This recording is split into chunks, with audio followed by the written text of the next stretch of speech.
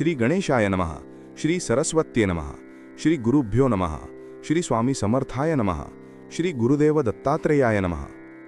तर श्रोते हो, गुरुचरित्रामधील 14वा अध्याय वाचण्याचे मुख्य फायदे म्हणजे अपार संकटे दूर होतात आणि गुरुकृपेचे सार ह्या अध्यायातून प्राप्त होते असे मानले जाते. या अध्यायाला मेरुमणी असेही म्हटले जाते कारण तू संपूर्ण गुरुचरित्राचे सार सांगतो आणि त्यातून सर्व प्रकारची संकटे हरण होतात अशी श्रद्धा आहे. हा अध्याय संपूर्ण गुरुचरित्राच्या ज्ञानाचा गाभा मानला जातो आणि त्याचे नियमित पठण केल्याने भक्ताला विविध संकटांतून मुक्ती मिळते अशी श्रद्धा आहे. तर आज आपण पाहणार आहोत श्री गुरुचरित्र अध्याय 14वा चे संपूर्ण मराठी भावार्थ. तर चला मग सुरू करूया. तर सायनदेवाने केलेल्या पूजेने व संतुष्ट होऊन नृसिंह सरस्वतींनी त्याला वरदान दिले. सायनदेवाने श्रीगुरूंना विनवणी केली, मी ज्याची नोकरी करतो तो यवन अत्यंत क्रूर आहे. तो दरवर्षी ब्राह्मणांना ठार मारतो. मला आज त्यासाठीच बोलावले आहे. मी त्याच्याकडे गेलो तर तो माझे निश्चित प्राण घेईल. तरी कृपया या संकटातून मला मुक्त करावे.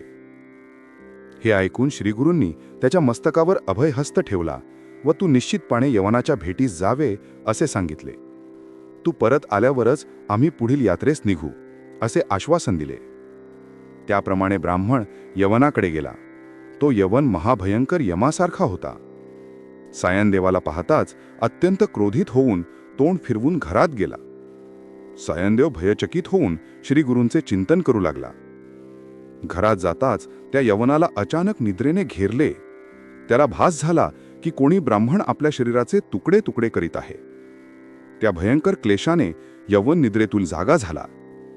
त्याने मग सायनदेवाला न मारताच त्याच्या पाया पडून, तुला येथे कोणी बोलावले? आता लवकरात लवकर परत जा असे म्हणून त्याने त्याला वस्त्रभूषणे देऊन निरोप दिला. सायनदेव आनंदाने लगेच आपल्या गावी वासरक्षेत्र गंगातीरी श्री गुरुचरणांचे दर्शन घेण्यासाठी गेला. श्रीगुरूंना त्याने घडलेला सर्व वृत्तांत सांगितला. श्रीगुरू संतुष्ट होऊन दक्षिणेतील तीर्थक्षेत्री जाण्यास निघाले. तेव्हा सायनदेव श्रीगुरूंना म्हणाले, आपली भक्तवत्सल अशी कीर्ती आहे, तेव्हा मी आपल्या सेवेत अखंड राहण्यासाठी आपल्याबरोबर येऊ इच्छितो. तेव्हा श्रीगुरू त्याला म्हणाले, मला दक्षिणेत तीर्थयात्रेला जाणे काही कारणाने आवश्यक आहे. मी तुला 15 वर्षांनी पुन्हा दर्शन देईन, तेव्हा तू मला पुत्र पौत्र व सखेसह भेट. चिंता करू नकोस, सुखाने संसार कर. अशा प्रकारे सायनदेवाचा निरोप घेऊन श्रीगुरू वैजनाथ क्षेत्री गेले. तर श्रोते हो, अपेक्षा आहे की तुम्हाला आजच्या ह्या गुरुचरित्रामधील अध्याय 14वाचे संपूर्ण मराठी अनुवाद हा नक्कीच आवडला असेल.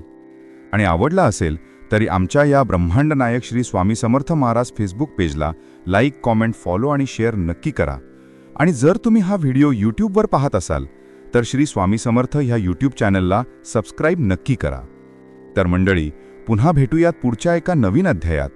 तोपर्यंत श्री स्वामी समर्थ, श्री गुरुदेव दत्त.